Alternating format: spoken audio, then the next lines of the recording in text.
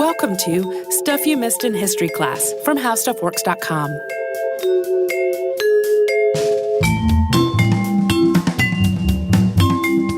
Hello and welcome to the podcast. I'm Holly Fry. And I'm Tracy V. Wilson. So a couple of years back, when I was doing some research for a project completely unrelated to the podcast, just kind of side projects that I was working on with friends, I came across the story of Buddy Bolden, and he immediately went onto my list of future topics. And then recently, as you may recall, because we aired the episode, we went to New Orleans to do a live show at the National World War II Museum.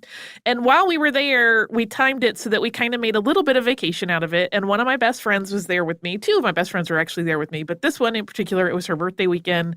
And she absolutely loves music and loves jazz. And she wanted to hit all of the jazz spots that she could while we were there. And I was reminded of Buddy's story. So it kind of bubbled back up into my consciousness, and it seemed a good time to finally give him a moment. And before we start, I feel like we need to talk about him as a challenging topic for historians, because author Donald M. Marquis, who wrote really the first and only comprehensive biography of Bolden, noted early on in his book that when he was researching Buddy's history and his family history, it became really, really apparent that there were some problems. For example, the name Bolden had been spelled innumerable different ways on various documents. So birth certificates, death certificates, and wedding certificates for any one person might show the last name with completely different spellings on each. For example, one of Buddy's aunts was listed with the last name Bolding on her marriage certificate, but her signature on that same certificate clearly shows the spelling of Bolden, B-O-L-D-E-N. So even on that one document, the names were inconsistent. And this sort of disparity is all over the various records that exist related to Buddy Bolden's life, even though there aren't really that many records to begin with. And they also include things like age discrepancies and address discrepancies. It's kind of all over the place. And all of this, as well as Buddy's charisma and talent as a performer, has contributed to a number of falsehoods and a lot of mythologizing over the years. So there will be a couple of things that we point out along the way as unverifiable. We do know when he was born, though. Charles Joseph Bolden was born on September 6, 1877. We don't really know when he got the nickname Buddy, though. His mom referred to him as Charles throughout his life. He was Westmore and Alice Bolden's second child. Their first child was a daughter who was christened Lotta, but went by Lottie. She was born 2 years before Buddy was. And Westmore worked as a driver for a businessman named William Walker, who had employed Buddy's grandfather Gustavus and grandmother Frances as well. And it's been speculated that Gustavus was born into slavery, although that is one of those places where there is no definitive documentation. But Gustavus and Frances, and then Westmore and Alice, lived in servants' quarters on Walker's property, and they were employees there. They were not enslaved by him. Westmore had moved his family a few blocks away before Buddy was born, and then moved back in 1878 when Westmore's brother Thomas moved out. And then they moved away again in anticipation of their third child, Cora, who was born in 1880. Buddy's older sister, Lottie, died. She had encephalitis, and she died in 1881 at the age of 6. His father, Westmore, also died on December 23rd of 1883 at the age of 32. He had come down with what was recorded as acute pleuropneumonia. For several years after that, it's not totally clear where Alice and the surviving 2 children lived, but in 1887, they moved into a home at 385 First Street. Buddy was 10 at the time, and if you're familiar with New Orleans, that's on what's the 2300 block of First Street today. In the 1880s, the neighborhood had a pretty diverse mix of people, but the residents mostly were Irish and German. And Alice, despite being a single mother, wanted all of her children in school rather than working. So Buddy attended school at least into the early 1890s, although the records are once again a little unclear there. Buddy, as Charles Bolden, did not appear in a city directory separately from Alice until 1897, when he would have been 20 years old. And at that point, he was listed as a plasterer, although in reality, he was taking a variety of temp jobs to make ends meet. While Bolden grew up in a city that was just full of music, he didn't start taking cornet lessons until a little later. That was in the mid-1890s from a neighbor named Manuel Hall, who worked as a cook in the French Quarter and who was close with Buddy's mother, Alice. Yeah, it appears that Alice and Manuel probably were romantically linked at some point and possibly for a long ongoing time. Sometimes he is kind of referred to almost as a father figure in Buddy Bolden's life. And it was with Manuel Hall that Buddy first played in a band. He also joined up with Charlie Galloway, a neighbor about 8 years older than he was who had a barber shop. At this point, barber shops were common meeting places for musicians. So much so that part of the Buddy Bolden mythology that has been repeated over the years spread the false information that he was a barber, because surely he was spending all his time in barber shops. He was not a barber.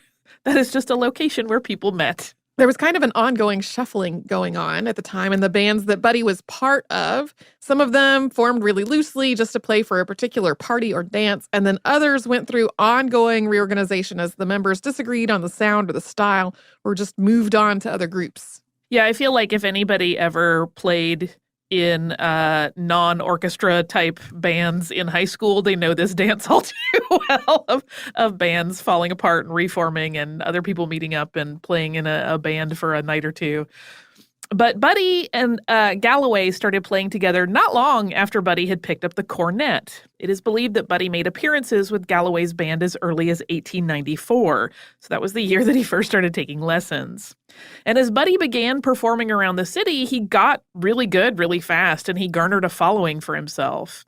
He always had a bevy of young women who were happy to hang around near the bandstand and hold his things. And Buddy definitely enjoyed this attention, and he was romantically linked to a number of ladies in the second half of the 1890s. And one woman, Hattie Oliver, who was older than Buddy, kept regular company with the musician. In 1897, Hattie and Buddy had a child, Charles Joseph Bolden Jr. This wasn't the beginning of a family scenario, though. Buddy and Hattie weren't married, and while he did try to financially support them for a while, it didn't really last. Hattie went by the name Hattie Bolden for a while in a common law arrangement, but by 1900, she was back to going by Hattie Oliver. By 1900, also just 6 years after he first started taking lessons with Manuel Hall, Buddy had built a pretty significant name for himself on the New Orleans music scene. He was doing things differently than musicians before him had. He played differently, and he arranged songs differently. We're going to talk about that a little bit more towards the end of the episode.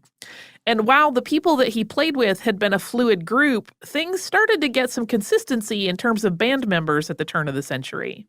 Willie Cornish, who had come and gone through Buddy's band before, came back in 1899 and played the trombone. Jimmy Johnson played the bass and was the youngest member of the band. He could often be seen bicycling through the town on the way to gigs with his bass on his back, which delights me. There were 2 clarinet players, William Warner on the C clarinet and Frank Lewis on the B flat clarinet. Jefferson Mumford played guitar, and Cornelius Tillman became the regular drummer after he and Henry Zeno alternated in that position for a while. Yeah, there is I did not end up including it in this episode just in terms of time. It became a whole scope shift if we tried to do it. But there is like one photograph of this band, although Cornelius Tillman isn't in it. And it is one of those sort of history mysteries. We'll include a link to a paper about it in our show notes where no one can decide how this photograph should be flipped, because initially people saw it and thought, oh, that looks like people are playing left-handed. This must be wrong. We'll flip it. And then they realized if they flipped it, it looked like 2 other band members were playing left-handed.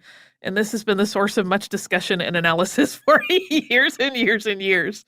But it's also the possibility that it's just a posed picture where they weren't holding their instruments naturally the way they would when they were playing. So we'll link to that paper because it's quite delightful. But in a moment, we're going to talk about the area of New Orleans that is very closely linked to Buddy's success. But first, we are going to pause for a word from one of the sponsors that keeps this show going.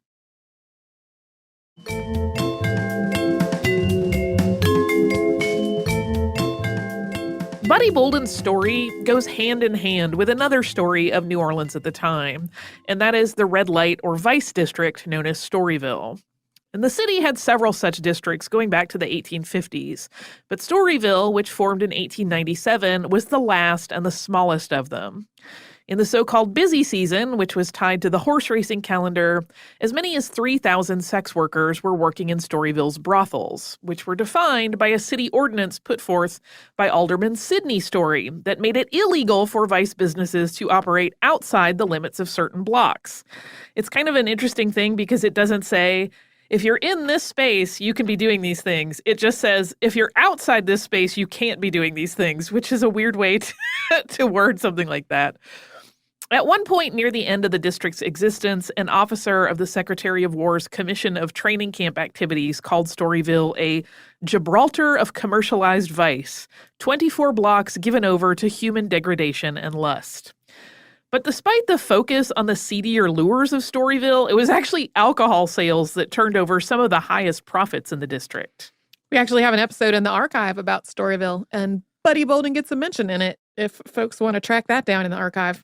Bolden and his band played all over New Orleans, just to be clear, but his name was closely tied to Storyville. And it was a really rowdy area. There was a unique kind of symbiosis between the red light district and the music scene. The enticements of the neighborhood brought people in, and musicians like Bolden, playing in places like the Oddfellows and Masonic Hall, gained a following and then drew more people into the district. Yeah, kind of each of the various industries going on there kept feeding the others. And one of the most famous spots for Bolden to play was the Union Sons Hall, which had been established in 1866 by a group of free persons of color. And it was part of Black Storyville, since a lot of the Vice District would not accept Black patrons.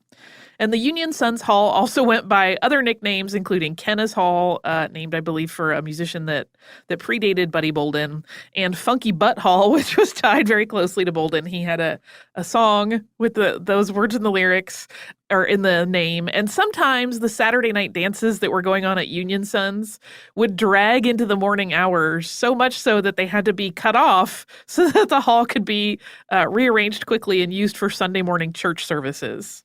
What's interesting is that even while Buddy was experimenting and improvising new ways to play old standards, making the brass more prominent and changing up the rhythms, there are also accounts of his band playing places like the Blue Ribbon Social Club, which was an organization for teenage girls, and being perfect gentlemen, both in their personal behavior and in the performances. They played appropriate dance music like waltzes and quadrilles and nothing jazzy at all. Yeah, there's a cute quote from somebody that I read where they're describing it. And I think they say, none of that jazzy stuff. And I don't know why that charmed me. In 1902, Buddy started seeing a woman named Nora Bass, who he took to church for dates initially. And the two moved in together that same year at 2719 Phillip Street. And they started living as a married couple, even though they were not ever legally wed. This, basically a common law marriage, established sort of a double life for Buddy. Nora was not part of the music scene. She was not particularly interested in the culture of Storyville. But even away from the music scene, Buddy had this other duality going on because he split his nights between his old family home, staying with his mother Alice, and then the rest of the time staying with Nora. Buddy and Nora had a daughter named Bernadine in 1903. But Buddy's second effort at family life seems to have been a struggle, just like it was before with Hattie. In 1904, he was back to living with his mother full-time, at least according to a city directory, although she had at that point moved across First Street to another home. And Buddy's sister Cora, who had married in 1902 and that marriage did not work out, was also living back with their mother Alice. But just as his work and his fame were reaching the highest heights of the New Orleans scene, things really started to crumble for him. In 1906, Buddy started to exhibit signs of mental illness. At this point, people called him King, and he keenly felt the pressure of being called the King. He knew that he had to keep coming up with new ideas to keep the audiences happy.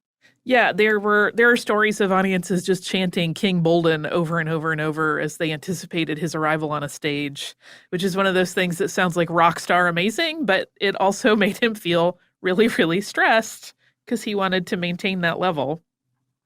Buddy had been a heavy drinker from a pretty young age, but that got a lot worse as he grappled with the pressures that he felt. And what had once seemed like mere drunkenness started to really morph into more troubling behavior. He complained of headaches. He became very paranoid. He was often found just mumbling to himself. And the headaches got bad enough that they impeded his playing. It said that he would play the wrong notes, and then that would only make the situation worse because he would realize that all of this pressure was stuff that he could not meet if this headache was causing his playing to suffer. Nora was still in his life at this point, although they weren't really maintaining a full-time marriage. And she said at times that he seemed to be afraid of his own cornet.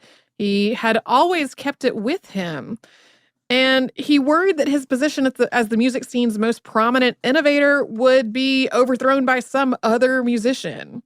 In terms of his immediate livelihood, he started missing gigs and fighting with his band members. Yeah, he had initially responded to this pressure by just booking more and more gigs. Like, he was just going to saturate the market. And then, of course, that's impossible. When you are stressed, the worst thing to do is make your schedule even more intense. So it kind of kept folding in on itself, this problem. And on Saturday, March 23rd of 1906, the police were called to the Bolden home. Buddy had become delusional. He was convinced that his mother Alice was trying to poison him. And at the time, Nora's sister Dora and her mother Ida were visiting the house. And Buddy hit Ida, we think, we'll explain why there's a we think there in just a moment, with a water pitcher. Because the women were afraid of more violent behavior, they had called the police. Buddy was arrested, and he was booked at the 12th Precinct station that night. His charge is simply listed as insane. The newspapers picked up the story, and this is the only press coverage that Buddy ever got in his lifetime. It ran as a brief news blurb in the New Orleans Item and the Daily Picayune. The two newspapers differ on one key detail, though. One item says that Buddy struck his mother. The Picayune says that it was his mother-in-law. Both agree that the wound was not serious, though. Later that year, most of Bolden's bandmates were no longer playing with him. It is unclear if they got frustrated with his behavior and walked out, or if he just got super angry and fired them. But those relationships were severed. A series of musicians cycled through his group on his gigs from that point on, including several that really had poor reputations on the music scene and were likely just taking advantage of this unstable situation for their own benefit. Stories from this time in Buddy's life all paint a picture of a man who was at times disoriented, referring in conversations to people no one seemed to know, shortchanging bandmates on their payouts, and clearly losing touch with reality. On September 3rd, 1906, Buddy, like every other musician in New Orleans, was booked to march in the Labor Day parade, but he walked off the parade route.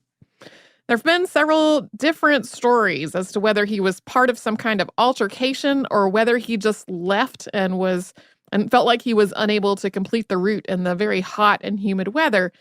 But after that day, his mental state started declining really quickly. On Saturday night, September 8th, so just a few days later, his mother called the police again. His booking record at 4 a.m. Sunday morning once again lists insanity as the reason he was arrested. And then for reasons unknown, his given address, which his mother gave the police, was not his home, but a nearby vacant lot that was situated across the street from the home of his close friend, Louis Jones. There's been speculation that she and his friend Louis both felt like they didn't know what to do with him, and they were trying to maybe just get him out of their lives in sort of a passive way, but we don't know. Buddy was released after this arrest, but he never played his cornet again. The next several months were spent drinking and hanging around his mother's house, occasionally lapsing into angry and violent behavior. He was arrested for insanity again on March 13th, 1907. His mother Alice and sister Cora couldn't manage him anymore, and on April 4th, after almost a month in jail, he was examined by a doctor and committed to the Jackson Insane Asylum. His declaration of insanity review and paperwork to list him as judicially committed, though, weren't completed for another month. The cause of insanity was listed simply as alcohol, and he made the trip to Jackson on June 5th. His years in treatment are not entirely well documented. Some of those documents probably existed and have gone missing. But he was sort of treated in this weird catch-all category that Black men were frequently lumped into. The treatment was kind of along the lines of how they would treat manic depressives at the time. That is no longer a term that would be used, but it was basically like, we don't know. They seemed violent. We're going to kind of give them this non-individualized and kind of unspecific course of treatment. It's actually not until a 1925 examination record, so again, that is almost 20 years after he was committed to the asylum, that the diagnosis of dementia praecox paranoid type appears. That terminology is outdated now. It was used for a while interchangeably with the term schizophrenia, and then it was supplanted by the use of the word schizophrenia completely at one point. We will talk more about Buddy's time in Jackson in just a moment, but first we'll pause to take another quick sponsor break.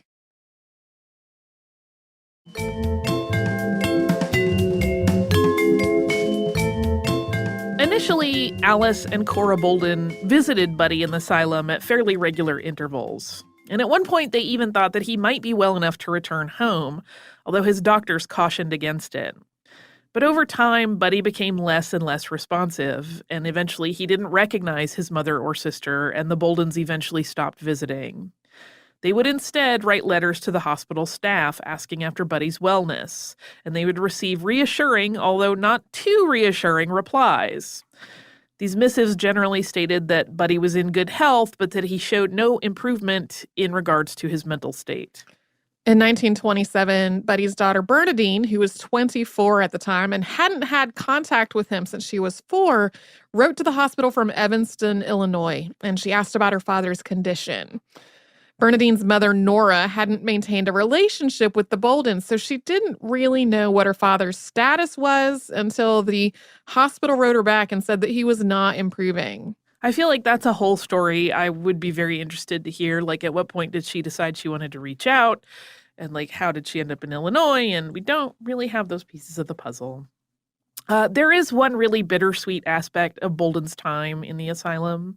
So in the 1920s, a music therapy program was started there by a Dr. E.M. Richards, who was himself a musician. And there was a jazz band that formed with some of the Black patients, although Buddy was not one of them. But on occasion, according to staff accounts, Buddy would just walk up to the bandstand and grab a trumpet or cornet, depending on what was there, and play.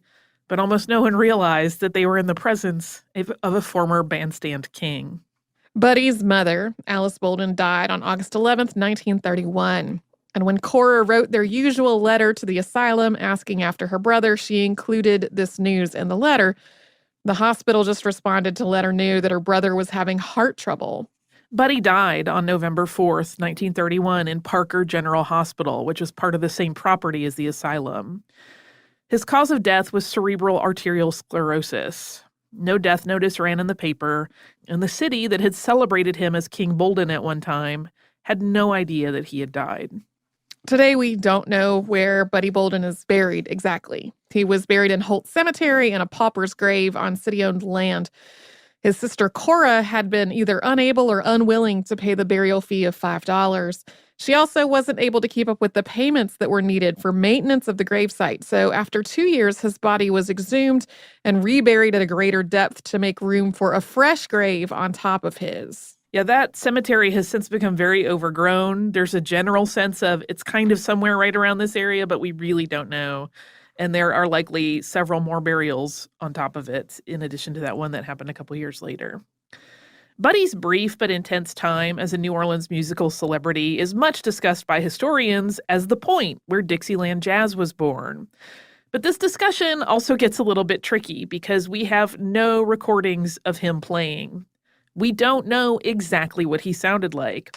And so everything is an interpretation of descriptions that other people have given. And sometimes those accounts contradict one another because they're subjective. One thing that I noticed that was interesting reading some of those is like some people would be like, he had amazing tone. And other people would be like, he didn't have tone, but he had really good rhythm. And like there were just these literally completely contradicting accounts of what he sounded like. There has been speculation that Bolden and an early incarnation of his band made a cylinder recording sometime before 1898. But if they did this, that recording has been lost, and it has eluded historians' searches, of which there have been many. Because of the mythical nature of Buddy's work and the lack of documentation of it, there are ongoing disagreements about what did and didn't originate with him. If you've ever watched the Ken Burns jazz documentary series, Wynton Marsalis attributes what's called a Big Four beat, which is a syncopated pattern that accents the second fourth beat of a march, to Bolden. But that beat might have started any number of places, including after Buddy was no longer playing regularly And it's unlikely a definitive origin point that anybody will ever be able to conclusively prove. Yeah, if you want to, read some online arguments, go and just search around the internet for like that footage and watch all of the comments be about, that's not true. What Marsalis doesn't know what he's talking about. It's pretty interesting. But basically, really, again, it's that thing where he's mythological in nature at this point, and you could say things were things that he invented, and we don't know. But there's also, every possibility that he did do that. And even though Buddy hadn't started learning cornet until he was a teen, as we mentioned, which was late for a kid in New Orleans at the time, he had an incredible ear, and he could pick up a song just by hearing it and then kind of playing around with it on his cornet briefly to make sure he had it worked out. Whether he was able to read music is another hotly debated point. But he was a skilled improviser. Sometimes he would maybe forget a segment of a song while playing, and he could just fake his way through it. Or he would just fake his way through songs that he maybe just didn't really know all that well to begin with. That main biographer who's written about Bolden that I mentioned earlier, Donald M. Marquis, warns in his book that this skill, when people talk about it, should not be equated with the improvisational jazz of today. It was more of a way of embellishing a known melody and setting it to a different beat to create something new. He also wasn't just playing his own thing. He was playing all kinds of music, almost anywhere he could to establish himself as a musician. Hot Music, the place where Bolden was really innovating, combined the brass band marches that were common in New Orleans with blues and ragtime. And this is where Dixieland jazz begins. But it's important to contextualize it as happening in the same dance halls where waltzes and quadrilles were also being played, and by musicians who could cover all of that territory. Yeah, sometimes I think if you read sort of a glossy blurb version of it, it sounds like he's only this rebel that's out playing his own versions of things.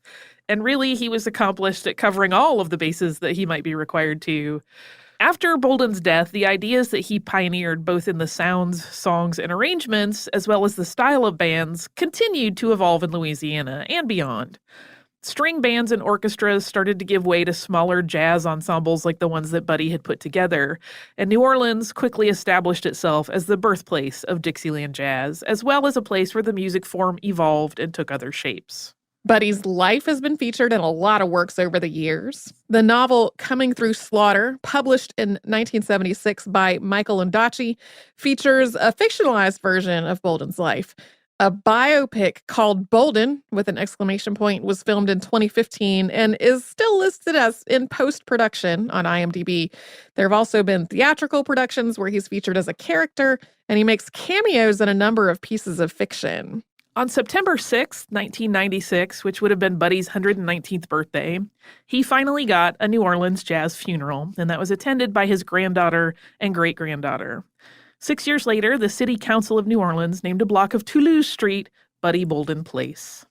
Oh, hooray. This is one of those things where I think about, we've talked about it on the show before, how our knowledge of mental health treatment and diagnosis has evolved a great deal, but it's one of those places where I personally feel slightly cheated. Yeah. Similar to how we talked in our Dwight Fry episode about how if he had only sought medical treatment, he could have had potentially a much longer acting career and given us heaven only knows what kind of amazing performances. Similarly, but he was only 30 when he was sent to the asylum. Like, think of the music he could have played had he actually gotten reasonable treatment for his mental illness. Yeah. And maybe taking better care of his body along the way. So I'll just feel selfish in wanting to travel back in time and fix those problems. I have way more upbeat listener mail. Oh, good. Since this ends on kind of a sad place. There are 2 pieces of listener mail. They are both related to our recent episode on the Straw Hat Riots. The first is from our listener, Michael. And he writes, "Hi, Holly and Tracy. I've been listening to your show for many years now. My wife and I very much enjoyed listening to your episodes about China's Great Leap Forward as we traveled from Taiwan to London by train via Beijing and the Trans-Siberian Railway. Itself a great subject for a future podcast. That sounds like an amazing trip. I most recently listened to your episode about the Straw Hat Riot. I now live in Western Massachusetts, but I grew up in a small town called Luton that was the center of the hat trade in England. Plaited straw was such an important fixture in the town that it features on the town crest in the form of a straw beehive and a wheat sheaf. The local football team, that is what we would call soccer in America, is nicknamed the Hatters, and there is a whole museum dedicated to the hat trade. In the museum, they have a number of interesting exhibits, including the remains of the town hall clock that burnt down during the Peace Day riots. But my favorite is a policeman's hat made of local straw that does not seem to offer the Bobby much protection. Thank you for your shows, and I can't wait to listen to next week's installment. And he sent a really cool picture of this hat. I like that kind of just verifies what we had talked about a little bit in that episode, that there were entire communities, particularly in Great Britain, that really ran on the straw hat trade. Our other email is from our listener, Steve, also about the Straw Hat Riots. And he mentions his grandfather, Max, I'm going to paraphrase a little bit, who grew up in New York's Jewish Lower East Side and would often tell Steve stories about when he was growing up and how he got into fights all the time. And he said he often bragged about grabbing straw hats off men's heads and then running away with them. And I never knew this was a common thing until I heard your podcast. But you omitted something important from your discussion. I think the hat snatching was very much a class issue. Lower class kids snatching boaters off of middle and upper class men. Lots of the hat snatchers were living hand to mouth, and it must have felt a little bit like justice to see the richer men suffer.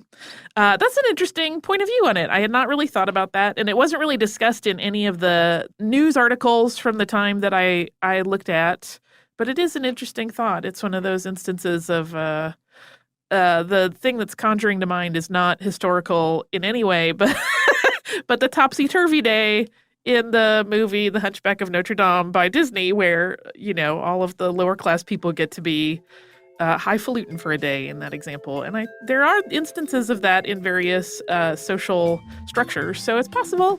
If you would like to write to us, you can do so at historypodcast@howstuffworks.com. We can also be found across the spectrum of social media as Missed in History. You can also find us online at missedinhistory.com, where all of the episodes of the show that have ever existed are, including the ones that Tracy and I are on, which have little show notes and some reference notes.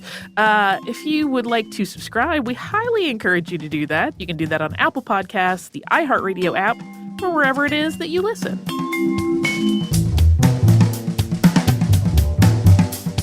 For more on this and thousands of other topics, visit howstuffworks.com.